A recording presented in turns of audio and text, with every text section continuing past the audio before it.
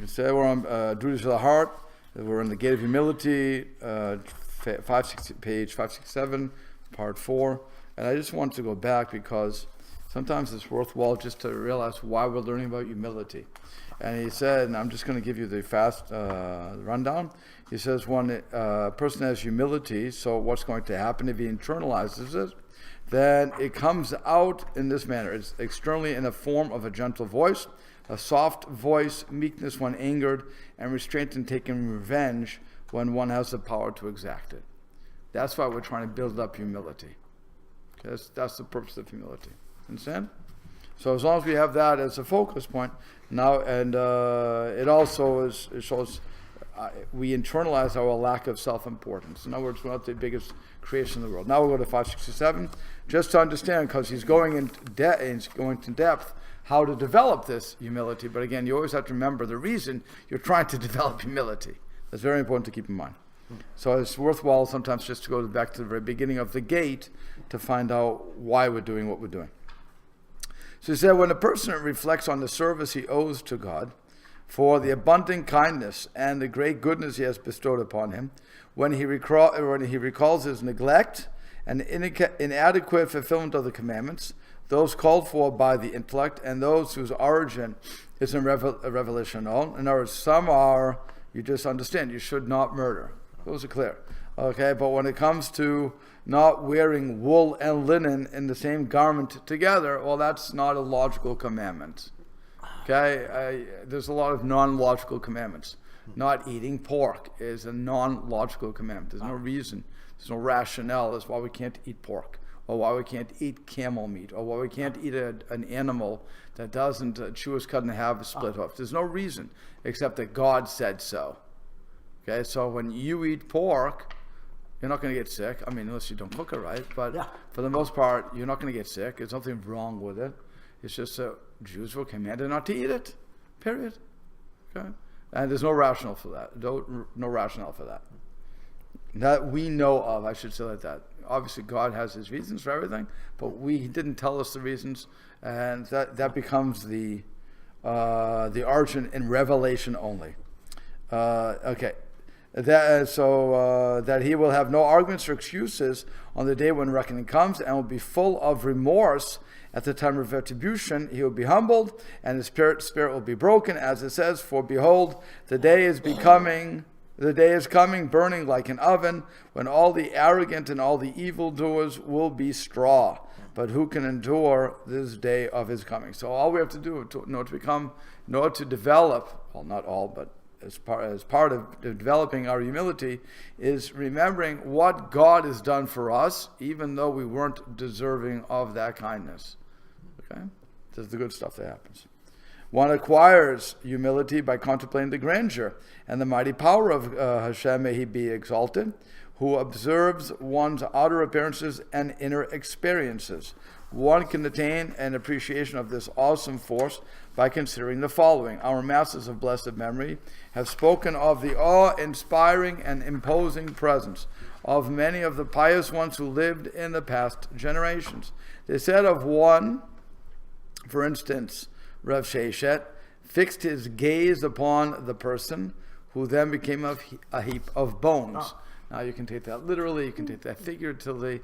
The point is that here was this great person, he fixed his gaze upon somebody else who was not doing properly, or who had answered him in an arrogant manner, and that person turned into a heap of bones. You could say that he was embarrassed by that, whatever the case, or he actually died. It's kind of melted, so right, to speak. Right, you could say either way. You can take it literally, or you can take it figuratively, because we don't know really what happened. So, and Yonatan ben Uziel had said, when he was expounding the Torah, any bird that flew above him was instantly burned. Yeah. Imagine that, because all that His speech, holiness, so fire, right? All that holiness was going up, and if the bird would go, it would become a fried chicken. Okay, fried. Yeah. Would that be a burnt offering? No. So what? That would not be a burnt offering, but it's a good joke. Yes, I like the joke. Okay.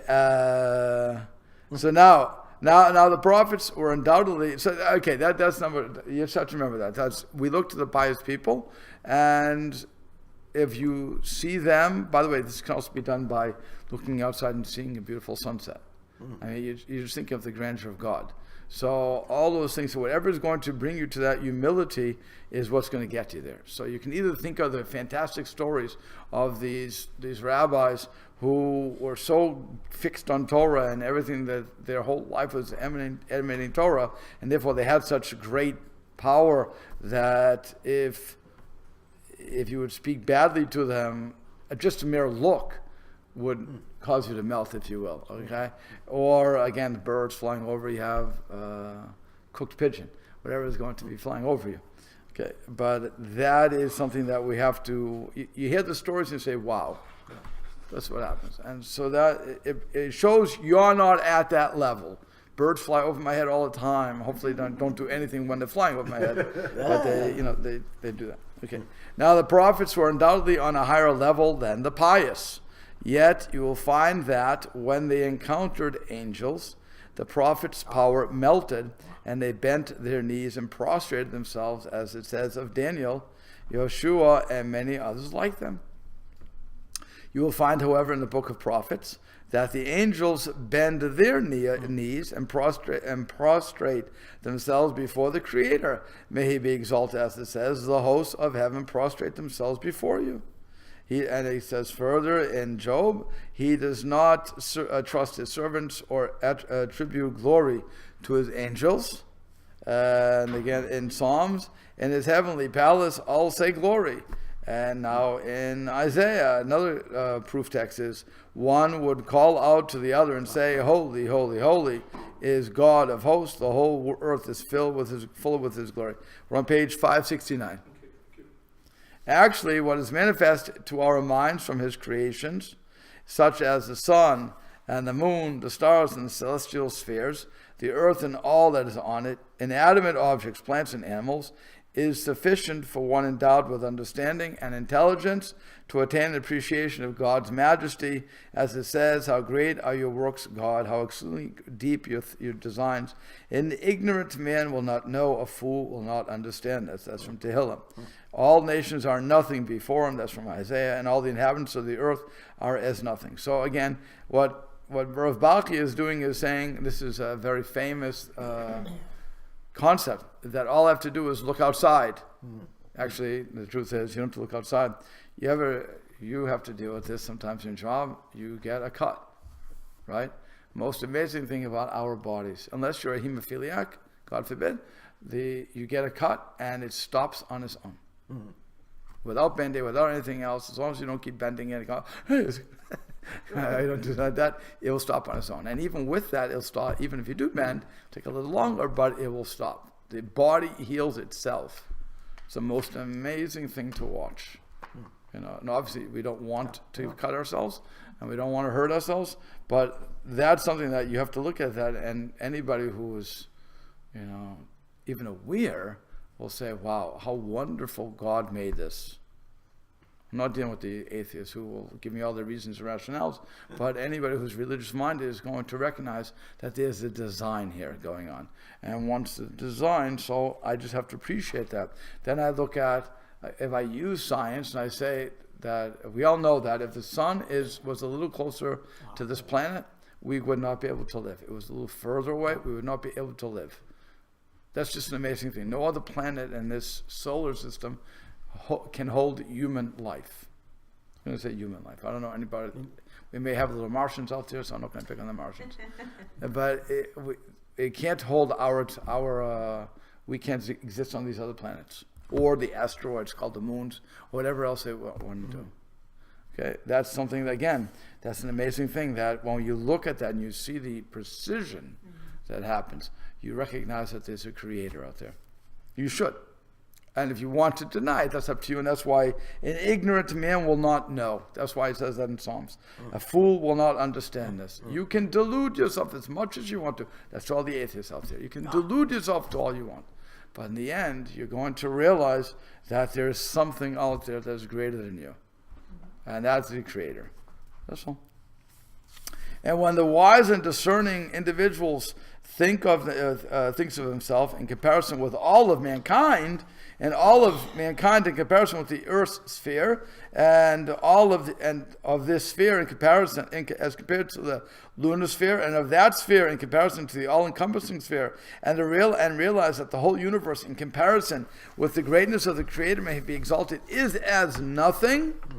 He will be humbled in his very soul and lowly before his Creator, as it says, "What is man that you should be mindful of him, or of Son of Man that you should notice him?" So really, the Rav Achi is really trying to make us realize how small we are. At the same time, let's not forget something. Regardless of how small we actually are in comparison to everything else, God still cares very much about you and me as individuals. And that's something else that's very hard for people to think about. Because they say, if I'm so small and God has to run the whole system, well, he must be too busy to worry about me. Well, guess what? You've just anthropomorphized God. You've limited God because of your experiences. So just as I cannot multitask, you can because you're a woman, and you can because you're a woman. But the rest of us are men. We can't multitask. Okay? That's a very well-known thing. Okay? But nonetheless, with all of your multitasking, you too hit a level you say enough is enough. Leave me alone. I have to sit down and watch whatever I'm going to watch, or read a book, or whatever. However you relax is what you're going to do. God doesn't get that time off, but God doesn't need that time off because God's not human. And when we want, but that's because we always see God through our eyes, and we limit God because of our limitations. Thus, we create a question. It's like I said this morning. It's a klatschkasha. It's a clumsy question because it doesn't really exist. It's just something we've created. So, but that's something that happens here. So we have to just go and figure out that even though we're so small in relation to everything, God still cares so much about us. So every second that we're doing, just like we care about our little babies, no matter how big they get. I mean, think about that. Your parents still alive? Yes. No, they passed. Okay, but while they were alive, every single time that you would call, I guarantee you, they didn't say, "Oh, he's calling again." What's going on? What's going on? They were very concerned, right? Answering machine, right? Yeah, what were you going to say? Doesn't God have servants working for him that keep an eye on a lot of things, like angels, for example? God does. Yes, the answer is yes. He has people, celestial beings doing that, but it doesn't mean that God needs them to do that. God is. We can't experience God at God's unfettered. We need the sunglasses. We need all those different mediums. So, and he uses those different, and that was from Derech Hashem. If you remember the book, the last book we were doing. The different influences, the spiritual influences we had. So that was how God uses those 10 levels of angels that we've identified. Well, you and I talked about this before. I didn't take that course, but... yeah, you did. You were here. Huh? Derech Hashem, you were here for. Where we talk about... he quoted Kadosh, the holy, before, and we say one angel turned to the other and said... And so I read this someplace, and then it's like when you have a thought, so God like instantaneously knows it, and there's that chain of command, if you will. You correct me if I'm wrong with it. So one angel turned to the other, so got an angel standing next to us, and it just zap instantly up to God like that through that chain. Huh? Yeah. But I'm saying God. So what we need, the point is God doesn't need it. We need to visualize. Right, in other right, words, right. Right. Because that's all the influences, that's the divine influences coming down. So again, it's through the filters. So, but that's for our safety, because if we would be exposed to God unfiltered, we would die. We couldn't take it. Our souls would immediately just leave our bodies, and that's what we call death. Because they would want to connect. You can't gaze. Right, you can't see everything. Right, so that's why we have the angels. They're the servants, so they get things done, as it were. But it's not because God can't. God doesn't get tired, doesn't sleep. God doesn't do any of that. That's our putting our limitations on God, which is why we see the old man, right? We see God has the long white beard. You've Yeah. heard that expression, right? That's totally us. It's totally us, and that's why women's livers. If you, I'm not going to sell the movies for these people, but they had a movie. Forget the name of the movie. It was two angels, fallen angels, and they came to the earth and they were trying to get back to heaven. And finally, at the end of the movie, I think it was the guy who was on the Bostonian, Matt Damon, I think his name That's is. a weird movie. Yeah, That Matt. made me sick. What was it called? I don't remember, but it was Okay. Matt Damon and Ben Affleck. They. Okay, could have been. They were together. I didn't know they were together. Okay, but anyway, the end is who's God? A woman. Oh. A woman is flipping all over the place because she says, I love being human again, and being in this body because she can flip and do it. Okay, fine. But that was obviously coming from that perspective where God is going to be either man or a woman. And again, doesn't happen. It's just us putting our understanding on God. That's why when the women's liberal will say, who says it's blessed to be he? It could be blessed to be her. I'm always saying, will you please grow up? Grow up already. Get rid of just the grow image, up. yeah. Get out of the images. What about the word Shekhinah, spirit? Shekhinah, divine, right? It's a a feminine word, right? It's like, But that's what I'm saying. Yeah, we It's call God the very Father. interesting how we do that. But we all do it. We all like to visualize. We even visualize angels, wings, blah blah blah. We have pictures of them, okay, but we don't know what they look like in reality. Do they have wheels? Do they not? Ophanim means wheel. So seraphim means burning ones. There's 10 levels, so who knows what they look like. But again, they all have their jobs. That's my point. And that's from Derech Hashem, right? The way of Hashem, the path of Hashem, right? So that's where you learn that from. If you go back to I think it was in the middle of the book. You have the book at home. Yep. Yeah, so it would be worthwhile just to review that, and you'll see how those divine influences work. Okay.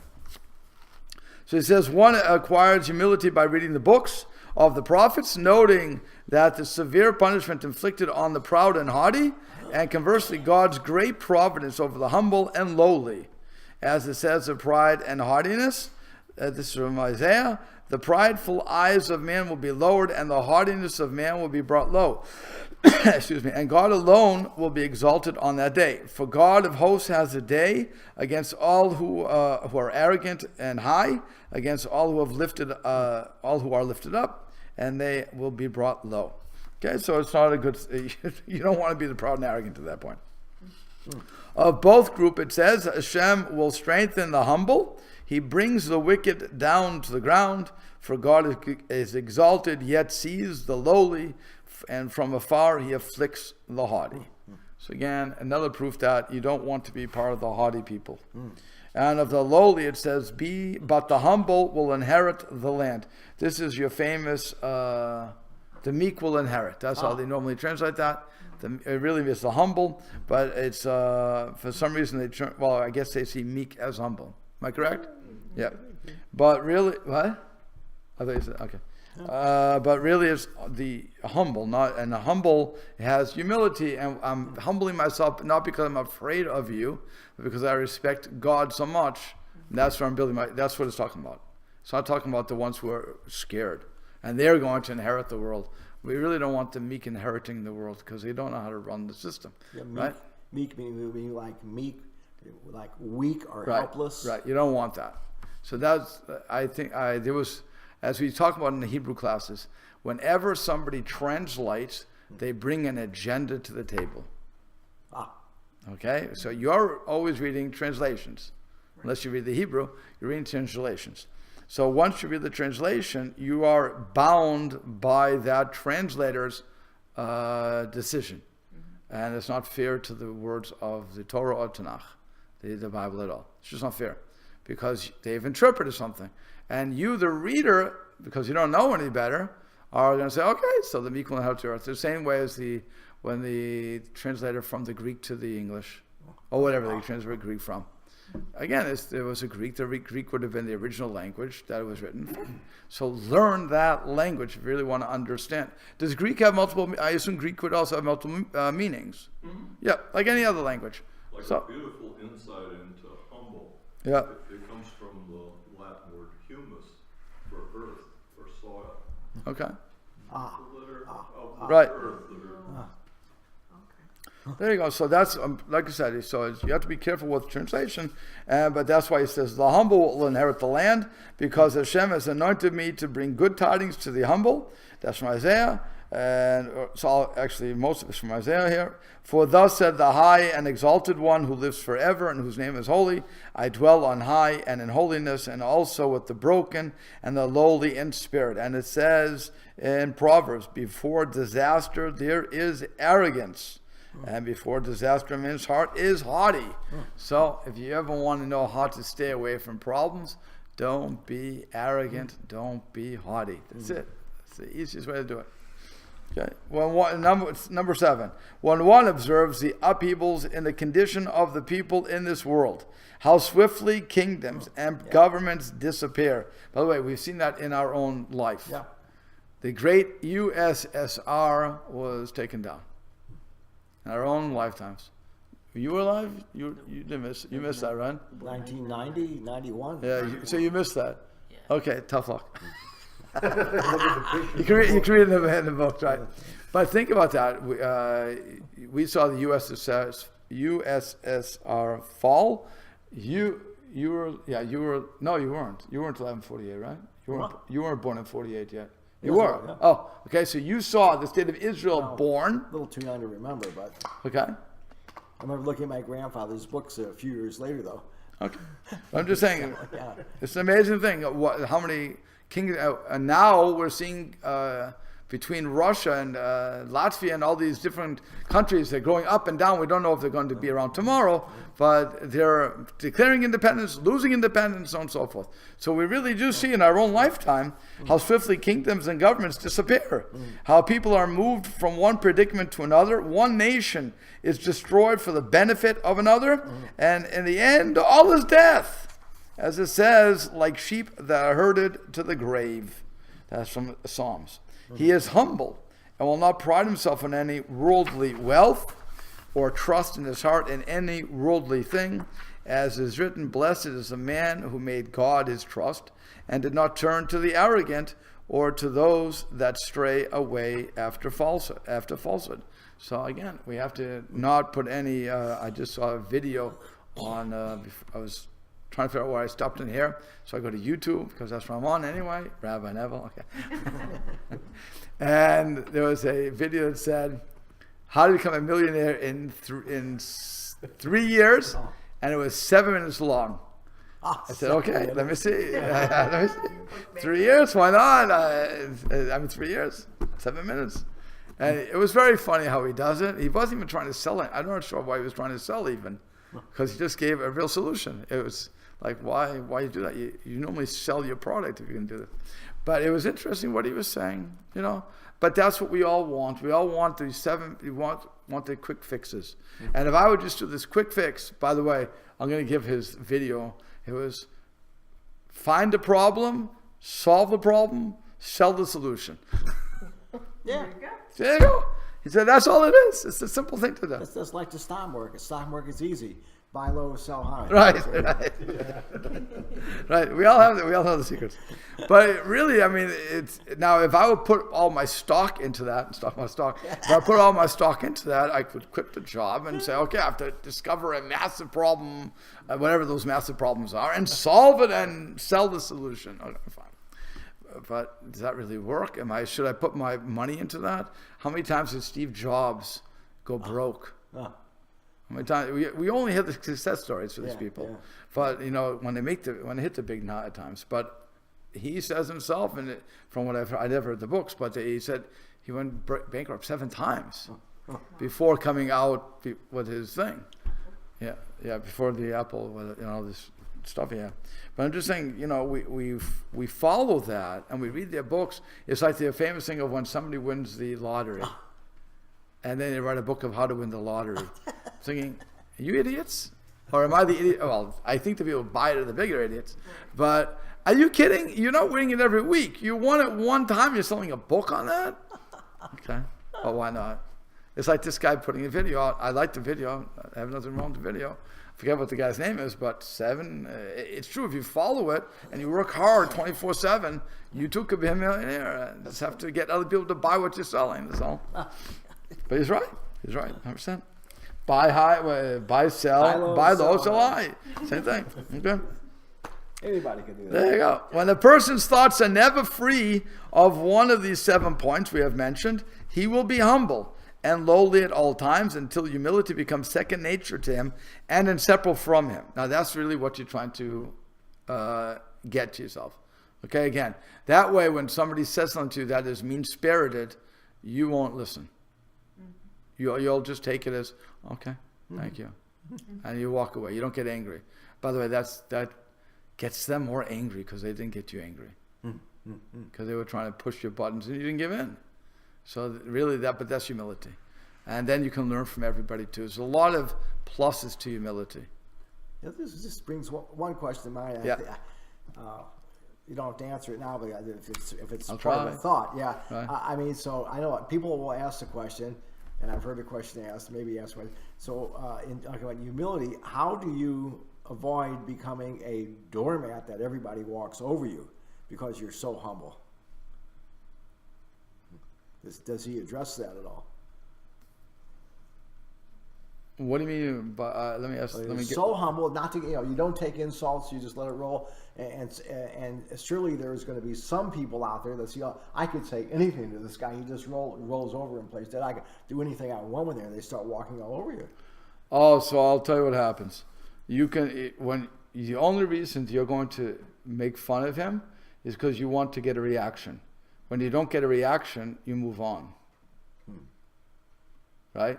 A bully, if he gets no reaction, he's going to move on. He wants some reaction. Somebody who's a verbal bully and keeps insulting. Right, but they want a reaction. When you don't react to them, then they walk away from you. They don't want to waste their time because you're not getting what they Or in want. other words, if somebody if somebody's trying to sell you something and you're being humble and you're not getting mad at them and saying that's the stupidest thing ever, saying you're nice, letting it roll off. So at some point in time, I guess you will calmly, keep your humility and calmly say, thank you very much. I appreciate you coming here. I'm not interested. Oh, Thank absolutely. you. Bye. Oh, yeah. As a matter of fact, somebody comes to your door and selling something, you say, I don't want to waste your time. I'm not buying today. Thank you very much. But you have to see, again, I'm not buying. If you want, one guy came to me, he wanted to sell a Kirby vacuum cleaner, right? And they said, this Kirby is so great, I will wash your carpet for you to show you how good it is. I said to him straight out, I said, I am not going to buy your Kirby because I have a Kirby. I'm not going to buy your Kirby. But if you'd like to wash my carpet anyway, you are more than welcome to. Go ahead. She said, I'm going to show you. I said, okay, but remember, I told you I'm not buying your Kirby. So have a good time. I moved the beds for you. You're all set. So he went in because he cleaned it. I think it was 2 rooms he had to clean. And that was part of the deal. And then he said, so well, he cleaned it. I said, yes, it did a beautiful job. Thank you so much for cleaning my carpets. It was great. Do you want a cup of coffee? He said, no, but I'd like to sell the Kirby. I said, I told you I'm not buying. But you see how well it is? I said, yeah, but look at my Kirby. It's right there. I told you I have a Kirby. I like Kirby, but I don't need a new one. But thanks anyway. No, I told him, thank you very much. Anytime you want to clean my carpets, you're welcome to come. But that's it. So that you can do. You can do that. And as long as you tell them straight out, look, I'm not buying. This is what you want. Do what you want. I don't care. You want to clean my carpets? I don't know. I'm not sure why he still decided to clean, but he did. Say that's an upgrade. This is the Kirby. Of course he said it's not. I He told wanted him, to sell you I'm not buying. He wanted to sell But you I a new told- model. Thought No, you would but- change your mind, right? What? He thought he wanted to sell you a new models, and he thought he Right, could get you to change right. your mind. What I told him was, give me your card because I may run out of, if you do the stuff, if you sell the parts, then you can give me the card. And then when I come, if I need it, he said, I do sell the parts. He said, good, just give me a card. I don't mind. If I need the washing solution, I'll come to you. Because you clean my carpets. So that was something else. Right. So it was worth it for him to do it. But you have to be straight with them. Yeah. Yep. So if somebody's going to come to me and I'm not straight with them and I'm just going to listen to them and I'm going to let them do what they want, well, that's not not being humble. That's being a rip-off artist. Leading them on without telling them the You have to truth. just be straight with them. You say, I'm sorry, I don't want it done. Somebody wants to clean my car. Somebody wants to clean my leaves. I said, no, thank you. I'm not interested. No, I do a job. I'll show you. No, I don't want to. Go ahead. What do you want? I don't care what you're doing. I'm not paying you, so do what you want. The bill's in the mailbox. Do what you- When it comes to humility and arrogance, probably it's not good to equate those with weakness and strength. Correct. Because in many ways, they're the opposite. The arrogant person has a weakness in their character. Correct. Correct. And the humble person needs to be very strong in his belief. Mm-hmm. If this is a Right. God-centered life, Right. this humility would be a very strong person. With Correct. resolve. Which is They've wh- made decisions and they've set the course of their life. Correct. Which is why I say when somebody's insulting a person, if they don't answer back, the insulter doesn't have any fun anymore. He will leave. He or she will leave, and it's over. So I'm not afraid. If one doesn't need to be afraid of being the quote unquote doormat. Yeah. So, Okay. to be humble doesn't mean you have to allow yourself to become a doormat. No, That no. would be allowing yourself to It's just, just- fall over and let the guy Right. walk over you. It's just when somebody starts to say something to you, you can very nicely say, "Excuse me, I'm not interested. Thank you very much," and then walk away. Okay. So. A very good retort to that bully type is just say, I'll pray for you. I know you need it. No, by the way, if you say that, then he won. Then he won.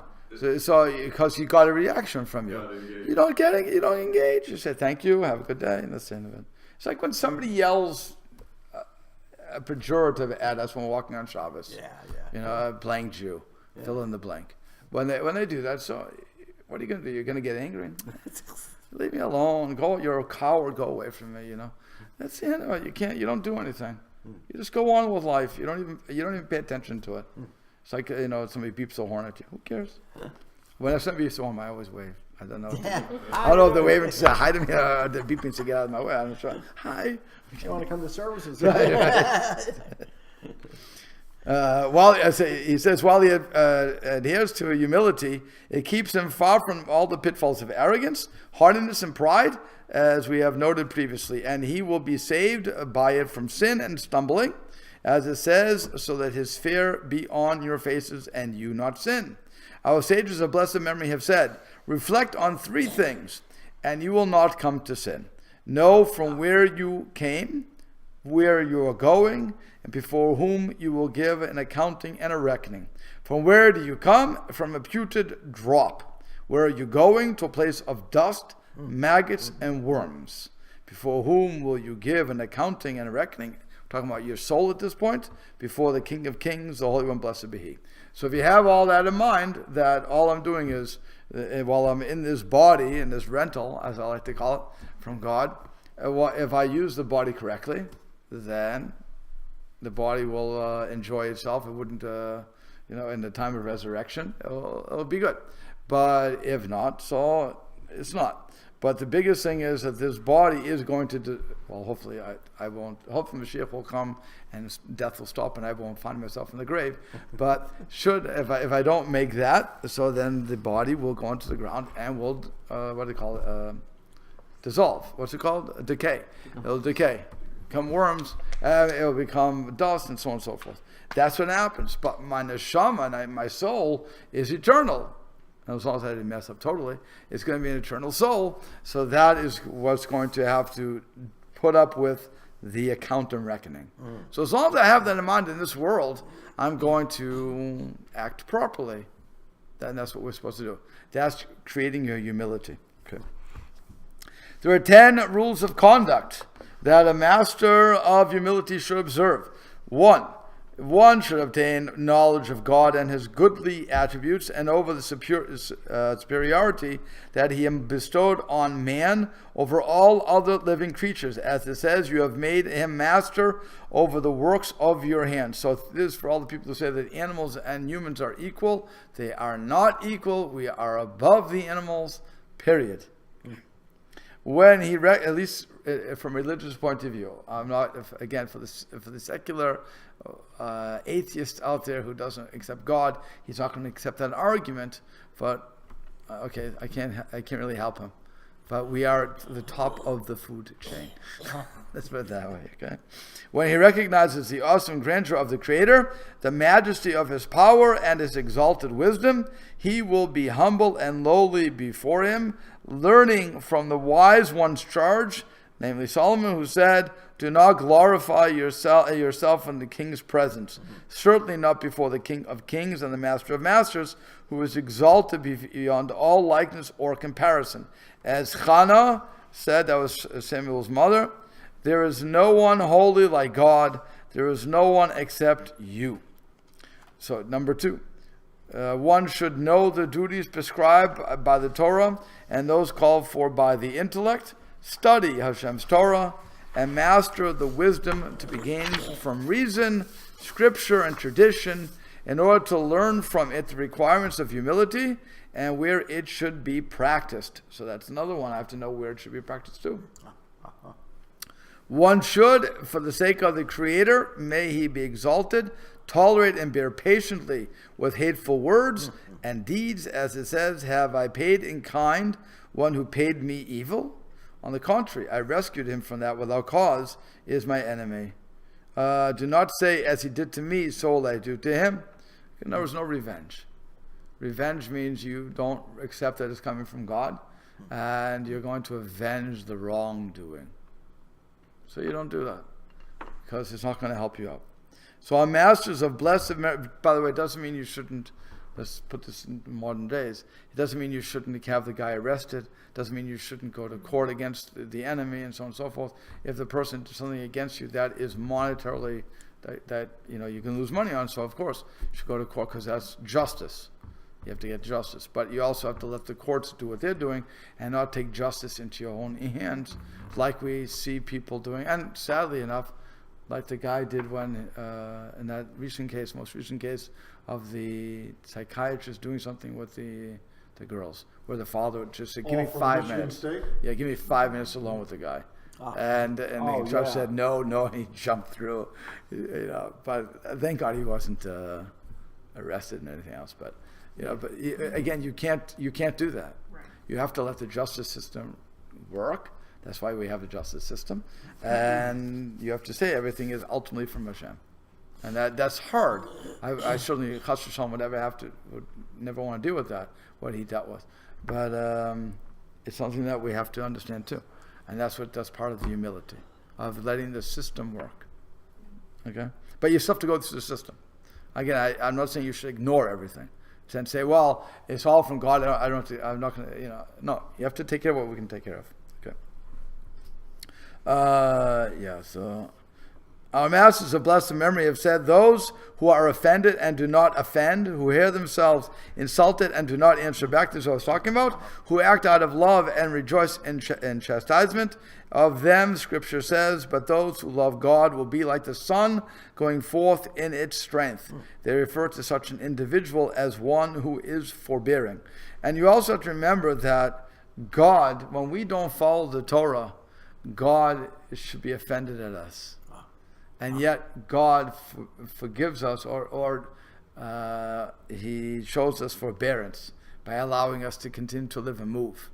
So the same way if we are to emulate God, so when somebody does that to us, if we really want God to do it to us, we should do it to others.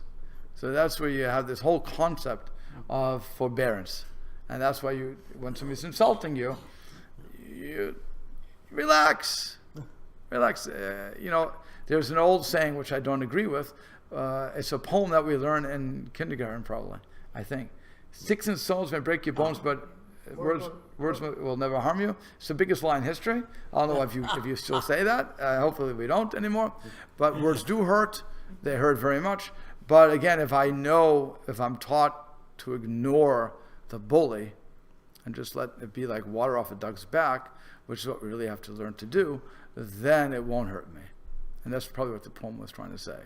Words are just words. They're meaningless, depending on who's saying it, but they're meaningless for the most part. But I think that what the expression really means is that that the words will not Correct. break your bones. Right. So if they won't physically hurt me, though, therefore I can let them roll. Right. So, and it's not such a bad thing to do, but it's something that has to be taught. You have to really teach that and give your child a good self-image so that they're not going to really listen to their dumb friends who want to bully them into doing something stupid. But again, that's part of our job as parents to give our kids that guidance. And of course, it has to be an open communication that the kids will come to us and say, Johnny said this to me. And you have to do that, and you can't laugh at the kid, and you have to go with it nicely. But they have to be open to say it. Most kids don't do it, which is why you have all this cyberbullying, and nobody talks about it. And then all these people are committing suicide. They are from this. Why? Somebody said something to you, so leave it alone. Is it real? Is it true? No, forget it. Well, now I think there needs to be a little more teaching for parents, because what these kids do in secular schools is they get like a whole group or even the whole school and just bombard one kid until he just can't take it and they just stop. Right.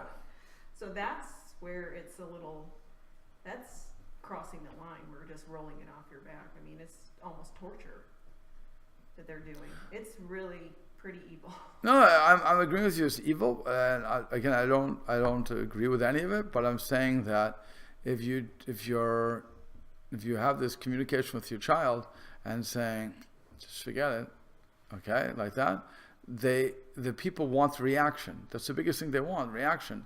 And when we don't react, they ignore you after a while. It's not worth it. And we don't realize that because we respond to everything. There's nothing we don't respond to today. We respond to every single thing. The best example of that, by the way, I hate to pick on the poor guy for this, but Trump. Every 2 seconds he's on what's it called, Twitter, answering somebody back. Forget it. You're the most powerful man on this planet. Forget what somebody says. I don't care what's her. He likes to pick on one woman, the comedian. Hillary. No, Hillary's Rosie O'Donnell. Forget what Rosie O'Donnell said. Leave me alone. You know what? Sad enough. She doesn't need any more help. Yeah. You know what? Which president had forbearance? George W. Is that the first or They second? insulted him all the time, and I don't think he ever. That was the second or the first? The second. Second, okay. He never, even after he was out of office, they kept insulting him. He never said he hid himself in a closet. He never saw him again until very recently. Right. Like I said, that's what we have to get that message across to people, that if you give in to the bully, if you let them control you, so that's what's going to happen, and then you're going to be bullied. But if you have a strong understanding of who you are, then it doesn't matter anymore. Do what you want. You want to send me? Who tells me? Who said to open up the email? Who said to open up this? Who said to go on social media? Some people aren't even on social media. So if I'm not on social media, I know what's going on. By the way, if they put something on that is libelous, they can be sued. So again, you use the courts for what they use. I would use the courts that way. I would do it like that. But that's all. But my point is, we have to train ourselves and our kids in the new age as to what to do and what they can do, when they should ignore, when they shouldn't, and so on and so forth. That's something that we all have to figure out. It's a brand new age out there. Yep. So it says you should see the comments I get on this stuff sometimes. Oh my God, it's like, oh, people, calm down, okay. One should act kindly toward other people and speak well of them, judge them favorably, not malign them, and forgive them for speaking ill of him and disparaging him, even if they do not deserve it. As it says, do not curse the king, even in your thoughts. Your mouth you release for evil, and your tongue you cleave to deceit. You sit and slander your brother, you malign the son and your mother. It's yours, okay. An example of forgiving slander or disparagement is found in Scripture, as it says, Miriam and Aaron spoke against Moshe. Then it says, now Moshe was an exceedingly humble man, And why? Because he forgave them. Even though they insulted him, said he was wrong with what he did, he forgave him. Furthermore, the wise one Solomon said, pay no attention to the words they speak, for you know in your heart that many a time you too have ridiculed others. Oh, so now Solomon's hitting you up, saying, it's what we call tit for tat, or karma, if you will. Okay, you did somebody else, now you're getting it back. How's it feel? You don't like it, huh? Okay. So deal with that. That's something, you talk about the crowd picking on one particular person. The question is, what did that person do besides being a patsy? I'm not going to blame it on the victim, by the way. But you have to ask yourself, did they do something that would have led people to do that sort of thing? Okay. And we all have to deal with that. In other words, is it just they flipped the coin and said, we're going to pick on this kid today? Which is possible too, I don't know.